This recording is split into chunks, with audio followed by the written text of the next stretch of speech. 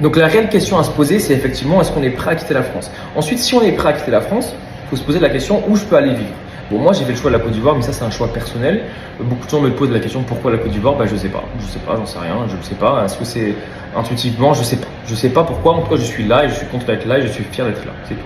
Je ne sais pas si je t'avais déjà parlé de ça, mais je pense que l'autre fois j'étais en direct où je parlais de ça. La communauté d'entrepreneurs que nous allons créer, nous allons mettre en place une communauté où chacun d'entre nous aura les mêmes visions. Cela veut dire que on va se mettre ensemble, travailler ensemble, se soutenir ensemble. Vous devez comprendre que pour pouvoir réussir réellement dans la vie, j'ai été au système ivoirien et au système français. Je vais vous donner mon expérience personnelle et qu'est-ce que j'en pense. Mais c'est vraiment moi, mon expérience. Déjà, la première chose, c'est que les gens pensent souvent. Je suis une Gabonaise vivant en Côte d'Ivoire. Je vais te dire les choses qu'il faut absolument que tu saches en tant que Gabonais désirant t'installer en Côte d'Ivoire. Je réponds à ce monsieur parce que sa question me touche directement au cœur. J'ai intitulé ce texte « Mon Burkina ». Mon Burkina, j'étais là. Il y a quelques années, j'ai fait un choix. J'ai décidé de poser mes valises ici, au Burkina Faso. Voilà, mes frères burkinabés là, venez, vous allez me dire, vous allez m'expliquer. Jusqu'à présent, moi je n'ai pas encore compris. Jusqu'à présent, je n'ai pas compris qu'est-ce qui ne va pas. La dernière fois, j'étais un peu souffrant, donc je me suis rendu à l'hôpital. L'hôpital qui avait parlé de justice là. Coucou la famille, j'espère que vous allez bien. Dans la vidéo d'aujourd'hui, je vais vous jouer une vidéo intéressante des étrangers qui vivent au Côte d'Ivoire et certains au Burkina Faso. Merci et bienvenue. N'oubliez pas de vous abonner à cette chaîne YouTube pour plus de vidéos. Merci. je ne sais pas si je t'avais déjà parlé de ça, mais je pense que l'autre fois j'étais en direct où je parlais de ça. La communauté d'entrepreneurs que nous allons créer, nous allons mettre en place une communauté où chacun d'entre nous aura les mêmes visions. Cela veut dire que on va se mettre ensemble, travailler ensemble, se soutenir ensemble. Vous devez comprendre que pour pouvoir réussir réellement dans la vie, personne ne te viendra en aide. Donc, si tu es dans une communauté, ça va te permettre d'avoir énormément d'opportunités. Si tu es réellement intéressé, tu veux intégrer la communauté, il suffit de mettre en commentaire, oui, je suis intéressé, je t'envoie un message, je t'envoie mon numéro WhatsApp. Après, dans le groupe, tu auras l'occasion d'écouter un peu la vision, l'explication des autres et tu verras si ça t'arrange. On va ensemble. Ciao. Donc la réelle question à se poser, c'est effectivement, est-ce qu'on est prêt à quitter la France? Ensuite, si on est prêt à quitter la France, il faut se poser la question, où je peux aller vivre? Bon, moi j'ai fait le choix de la Côte d'Ivoire, mais ça c'est un choix personnel. Beaucoup de gens me posent la question, pourquoi la Côte d'Ivoire? Je sais pas, j'en sais rien, je ne sais pas. Est-ce que c'est intuitivement? Je sais pas. Je sais pas pourquoi, en tout cas je suis là et je suis content d'être là et je suis fier d'être là, c'est tout. Mais je sais pas pourquoi je suis ici. Donc après la question c'est, est-ce que la Côte d'Ivoire peut vous plaire? Parce que beaucoup de gens m'écrivent et me disent, j'ai vu que toi tu es parti vivre en Côte d'Ivoire. Qu'est-ce que c'est que la Côte d'Ivoire? Comment on vit en Côte d'Ivoire? Comment ça se passe en Côte d'Ivoire? Et est-ce que ça me conviendrait? Voilà, ça c'est ça aussi les questions que vous devez vous poser. Donc dès que vous aurez répondu à la question, est-ce que je suis prêt à quitter la France? Faut se dire quel pays choisir. Et ça c'est toute la question. Enfin, quand vous avez choisi votre pays, quand vous avez pris la décision de quitter votre famille, quitter la France, etc., vous devez vous dire comment va se passer mon aménagement. Donc, première chose à faire, trouver un travail. Toujours. On ne va pas quitter la France si on n'a pas... Enfin, la France. Moi, je suis français, mais si vous habitez en Allemagne, ou bien aux États-Unis ou au Canada, c'est la même chose. On ne peut pas quitter un pays sans avoir trouvé de travail. Parce que vous allez arriver en Côte d'Ivoire, bon, voilà, c'est chaud. Par contre, c'est vrai que les deux sont liés dans le sens où moi, je recommande à certaines personnes qui ont du mal à trouver un travail, donc ceux qui galèrent à trouver un travail, à venir en Côte d'Ivoire 1 semaine ou 2 semaines et rencontrer les gens directement. Et ça peut vraiment vous aider. Parce que en Côte d'Ivoire, c'est vrai qu'on n'est pas trop attaché à l'aspect administratif, tout ce qui est mail, etc. On rencontre la personne, on parle avec elle, on lui explique notre motivation, pourquoi on veut quitter la France. On est vraiment motivé pour venir travailler ici. Et c'est vrai que le courant passe beaucoup mieux. La Côte d'Ivoire, c'est un pays où les gens sont beaucoup plus hospitaliers, même au niveau de tout ce qui est ressources humaines, etc. Vous pouvez parler avec eux, dialoguer avec eux, c'est beaucoup plus ouvert à la discussion. Voilà. Alors qu'en France, c'est très formel. On envoie un mail, on envoie un CV, on rencontre les gens, voilà, c'est comme ça. Ici, tu vas aux after-work, tu rencontres les gens, tu dialogues avec eux, c'est beaucoup plus ouvert. Et c'est vraiment comme ça que vous allez vous faire un carnet d'adresses pour rencontrer des gens. Voilà. Alors moi, je suis novice dans tout ça. J'ai des contacts, mais je suis novice. Mais des gens qui sont là depuis longtemps, c'est comme ça qu'ils ont réussi à monter les échelons. En tout cas, je pense. Alors là, c'est une question qui me demande, est-ce qu'en Côte d'Ivoire, je vais louer ou bien acheter? Donc moi, je déménage en janvier. et j'ai prévu de rester en Côte d'Ivoire définitivement. Est-ce que je vais rester 2 ans? Est-ce que je vais rester 5 ans? Est-ce que finalement je vais vouloir rentrer en France? Est-ce que je vais vouloir partir travailler au Ghana, au Nigeria? Je sais pas. Si tu me demandes maintenant la question, je te dis je vais rester en Côte d'Ivoire toute ma vie. Mais bon, voilà. Donc, légitimement, je devrais acheter une maison. Mais je n'ai pas d'argent. C'est-à-dire que je suis étudiant comme tout le monde. Enfin là, je suis plus étudiant depuis que j'ai terminé mes études. Mais j'ai pas de fonds monétaires. J'ai pas d'argent, même si en Côte d'Ivoire ça coûte, j'allais dire moins cher qu'en France, et c'est pas le cas. Je peux pas investir. Donc moi, si vous me posez la question je suis logé, c'est l'entreprise qui me loge. Donc mon loyer n'est pas à ma charge, mais à la charge de l'entreprise qui m'emploie. Donc ça, c'est un soulagement. Néanmoins, du coup, les économies que je vais faire par rapport à ça, je vais me mettre de côté pour pouvoir acheter mon propre bien en France et en Côte d'Ivoire. Parce que je vous rappelle que quand même, ce serait bien pour moi d'avoir un bien aussi immobilier en France. Et un petit cabanon à Sydney. J'ai été au système ivoirien et au système français. Je vais vous donner mon expérience personnelle et qu'est-ce que j'en pense, mais c'est vraiment moi mon expérience. Déjà, la première chose, c'est que les gens pensent souvent que quand tu es au système ivoirien, ça veut dire que tes parents n'ont pas beaucoup d'argent, et quand tu es au système français, de boss et tout et tout. Alors là, pas du tout. Je trouve que vraiment, c'était trop normalisé dans l'esprit des gens. MDR. Il y a plein de parents qui avaient plein d'argent. Ils ont mis leurs enfants au système ivoirien juste à cause de l'éducation, ce qu'ils voulaient et tout. On peut voir de la manière dont on a progressé quand tu vois aujourd'hui le gars du système ivoirien, tout, mon London boy, entend des trucs ça, il vient te dire hey! Ou bien même quand tu partais chez lui et puis tu voyais que ouais, genre en fait sa maison était big, genre il y avait en fait, il pouvait partir au système français, mais juste au calme, ses parents ont dit système ivoirien. Comme au système français, il y a beaucoup de parents qui se saignent, mais vraiment ils se saignent pour que leurs enfants partent au système français. Et même il y a des systèmes de bourse. Moi j'ai beaucoup aimé tout ce qui est géographie au collège ivoirien. Ça m'a permis d'apprendre sur la Côte d'Ivoire, sur Abidjan, sur les ethnies, sur tout ce qui m'entourait. Donc ça fait que moi là, je dis oui, je suis ivoirienne, on me pose une petite question, je peux y répondre. Alors que au système français, au lycée, on parlait pas beaucoup de tout ce qui était Côte d'Ivoire et tout, et moi du coup j'ai vraiment aimé ce côté d'avoir fait le collège ivoirien. À côté de ça aussi, la manière de travailler, il faut savoir qu'on m'a tellement accéléré au système ivoirien qu'au système français ça allait mieux. Je vais pas dire ouais c'est super facile et tout, parce que chaque endroit a sa complexité, mais j'arrivais à mieux aborder les choses et avoir de meilleurs résultats. Voilà.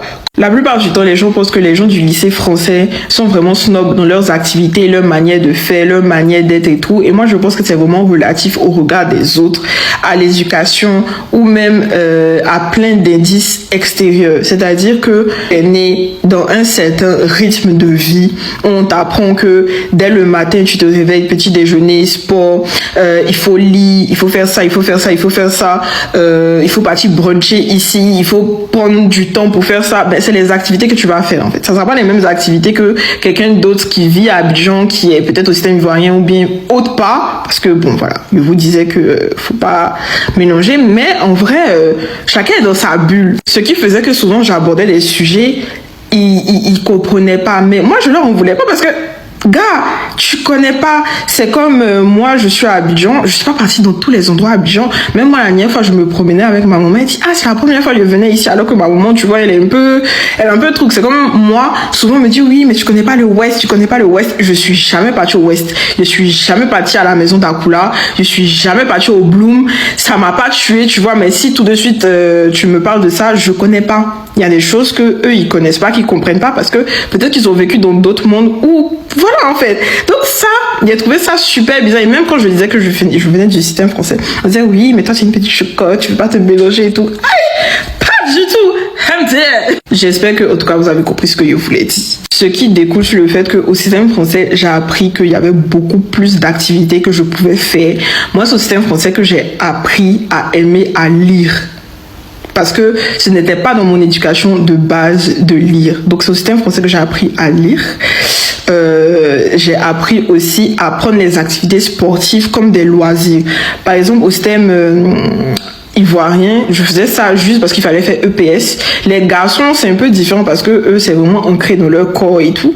Mais moi, c'est vraiment au lycée français que je me suis dit, il faut que je trouve un sport qui va me plaire, tout et tout, des petits loisirs instructifs et tout. En tout cas, je trouve qu'au système français, je me suis beaucoup développée par rapport à ça. Le français, ça m'a permis d'être un peu plus coquette. C'est ça le truc aussi, c'est compliqué, c'est bizarre, mais au système ivoirien, il venait comme ça en fait, parce que il y avait pas trop de choix et tout. Mais le système français, ça m'a vraiment appris à, il faut que tu t'habilles comme ça, il faut que tu t'habilles bien, il faut que tu sois présentable, il faut que tu sois high level et tout et tout. Vraiment, le système français m'a beaucoup appris sur beaucoup de choses, vraiment au niveau esthétique, la présentation, ça compte. Là, souvent on dit oui, il faut pas juger le moi, non, la présentation, ça compte. Niveau love aussi, je suis désolée, les gars du système ivoirien, en tout cas moi quand j'étais au système ivoirien, ils étaient trop bruts. Ils étaient trop dans le oui, tu sais, moi tu veux faire ça, non, moi au système français, c'est là-bas j'ai appris le pressure treatment. C'est là-bas j'ai appris le flirt. C'est là-bas j'ai appris qu'on te faisait des petits cadeaux, qu'on pouvait venir te chercher. Moi là, c'est là-bas j'ai appris que vous les gars du système ivoirien là, vous n'êtes pas bien. Vous n'êtes pas bien. Au système français aussi, j'ai rencontré des garçons super respectueux. J'ai pas dit qu'au système ivoirien, ils sont pas respectueux, mais ils sont très bruts. Alors qu'au système français, c'est vraiment le genre de gars, s'il voit que tu as tes règles, il va essayer de te donner son pull, sa chemise. Au système ivoirien, ils allaient se moquer de toi. Genre, littéralement. Si tu as besoin de quelque chose, ils vont partir chercher, ou bien ils vont porter ton sac.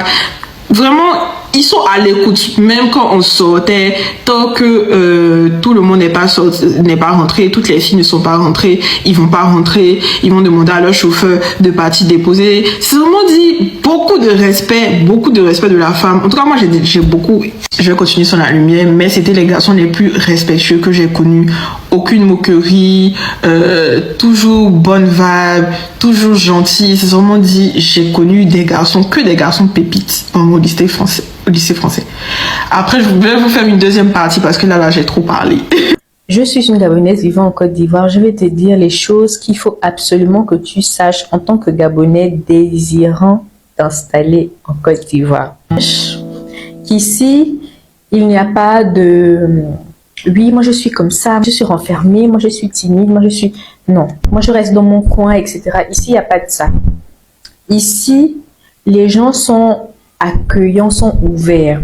Et du coup, si tu viens avec cette atmosphère de personnes fermées là, tu vas pas t'épanouir en Côte d'Ivoire parce que tout en Côte d'Ivoire tourne sur l'hospitalité.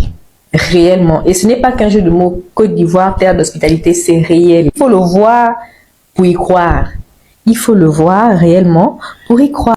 Aussi, il faudrait que tu saches qu'ici, si tu viens pour des opportunités, pour chercher les nouvelles opportunités, parce que effectivement, dernièrement au Gabon, on considère la Côte d'Ivoire comme un pays d'opportunités. Et d'ailleurs, beaucoup d'étrangers même considèrent maintenant la Côte d'Ivoire comme un pays d'opportunités à cause des activités qu'on y trouve actuellement. Disons même ces 2 dernières années, la Côte d'Ivoire a réellement redoré son blason à l'étranger. Donc, ça suscite beaucoup d'intérêt des étrangers, notamment de moi qui suis là en Côte d'Ivoire maintenant. Faut que tu saches, ici en Côte d'Ivoire, les opportunités ne se font pas selon tes diplômes.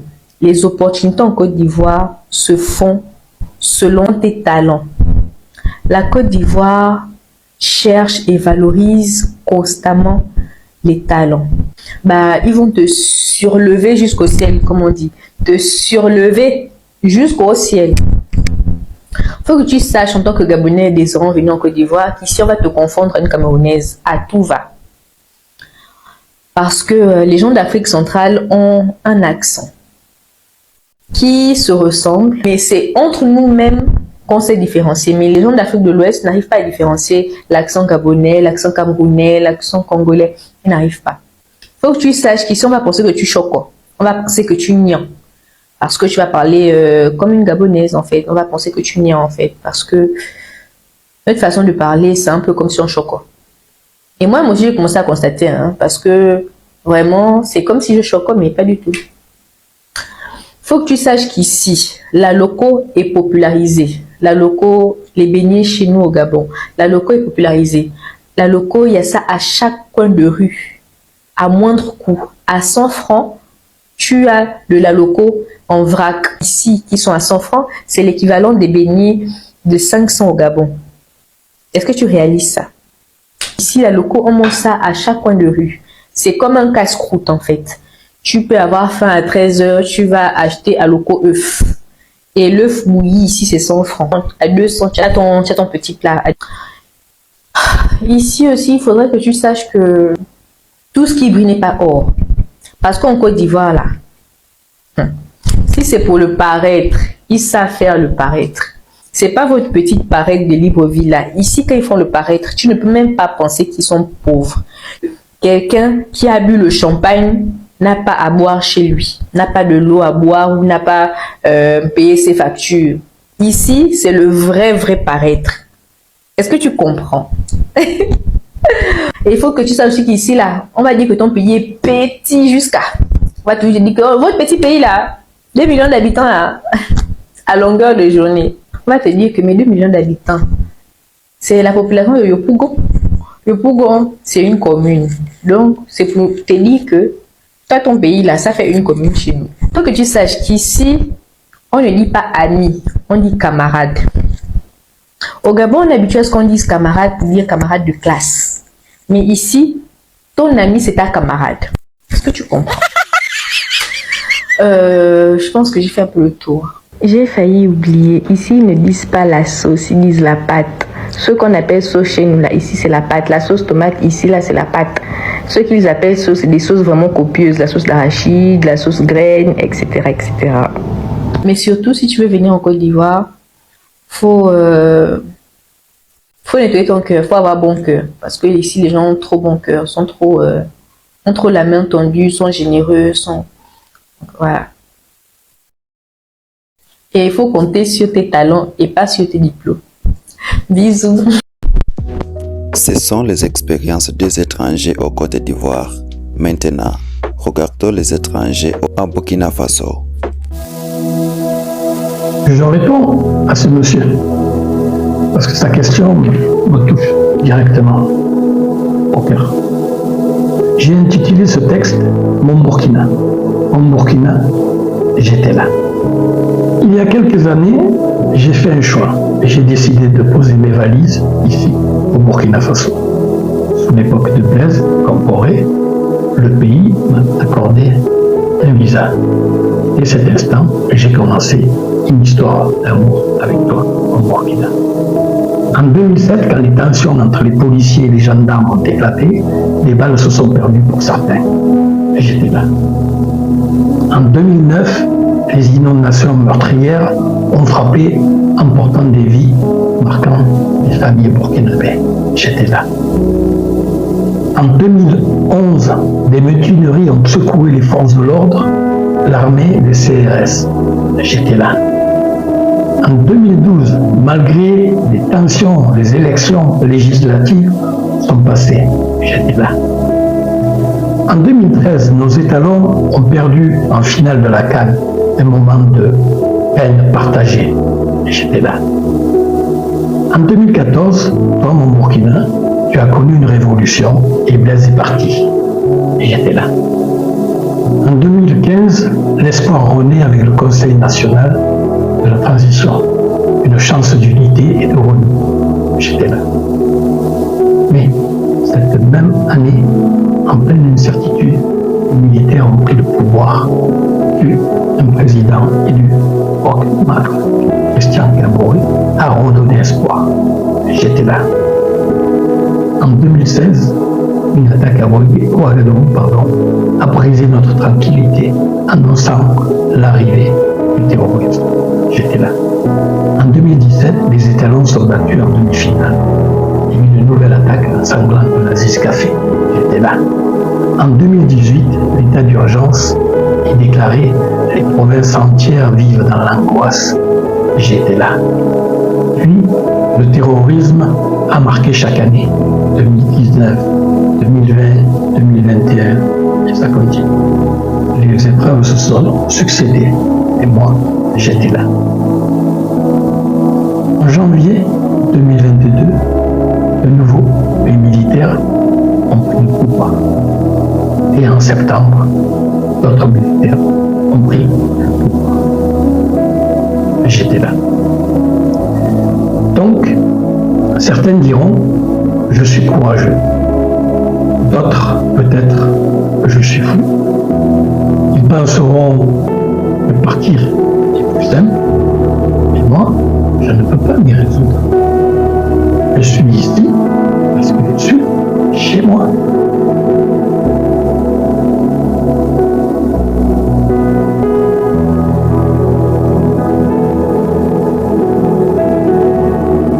Certains pourraient même croire que ma présence attire les drames.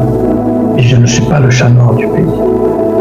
Ce que je sais, c'est que je t'aime, mon Burkina. Je suis encore là parce que tu m'as adopté, parce que tu m'as offert des souvenirs, des liens, des sourires et des épreuves partagées. D'autres viendront. Je suis là. En Burkina, je suis là avec une S. Et malgré tout, le reste. Salut, c'est encore moi. Mais cette fois-ci, sincèrement, j'aimerais dire un truc que j'ai remarqué depuis que je suis arrivée ici, c'est que il n'y a pas trop de voleurs en fait. Là, par exemple, je suis en train de marcher,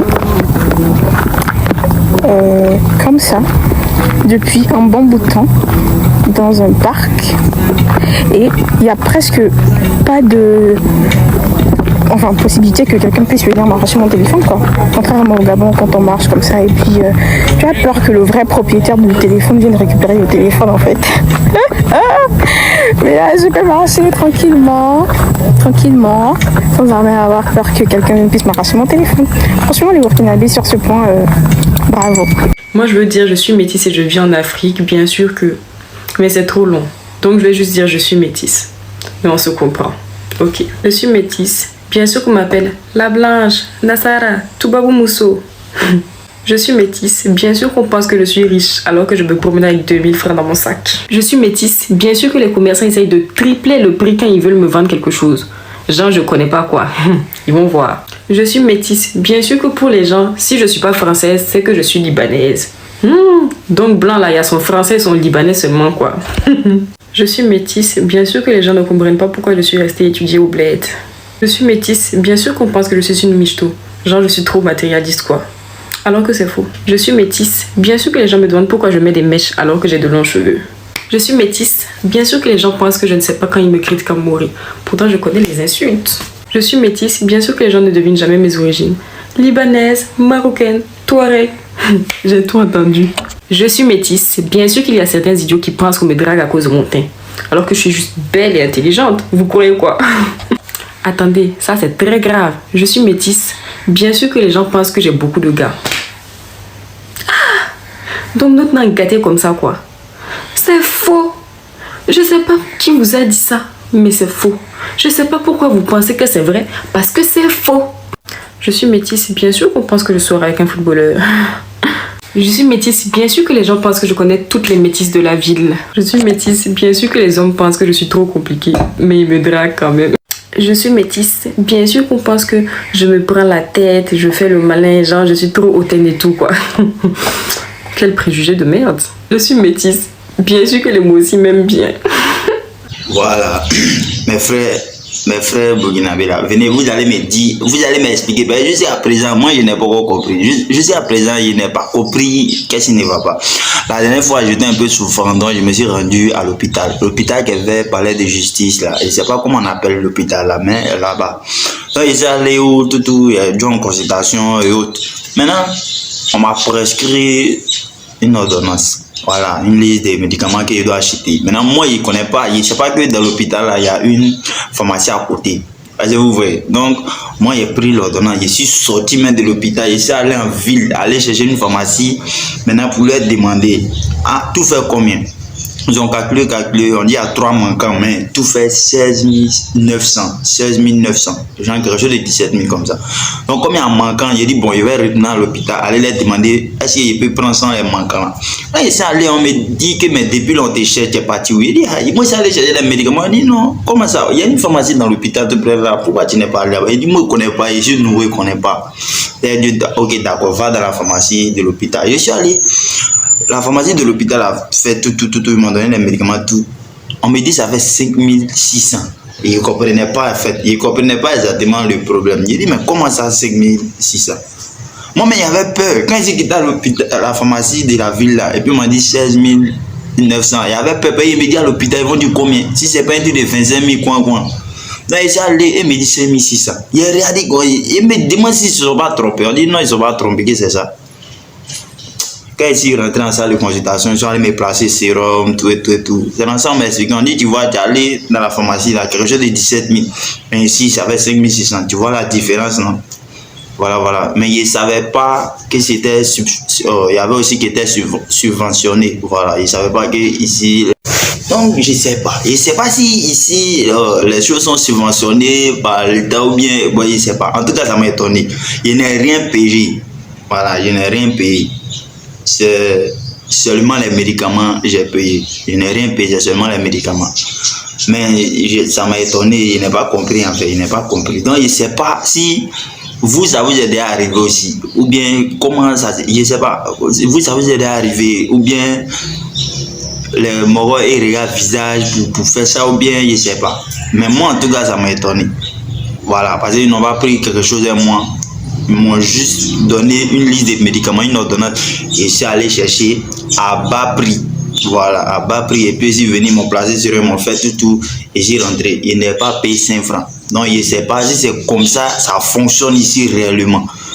Donc, si vous aussi, peut-être vous avez déjà vécu ça, vous êtes allé, et puis voilà, comment ça s'est passé? Pardonnez, expliquez-moi pour que je puisse comprendre. Je ne comprends pas. C'est comment ça se passe ici. Parce qu'en Côte d'Ivoire aussi, il y a un système comme ça aussi là-bas.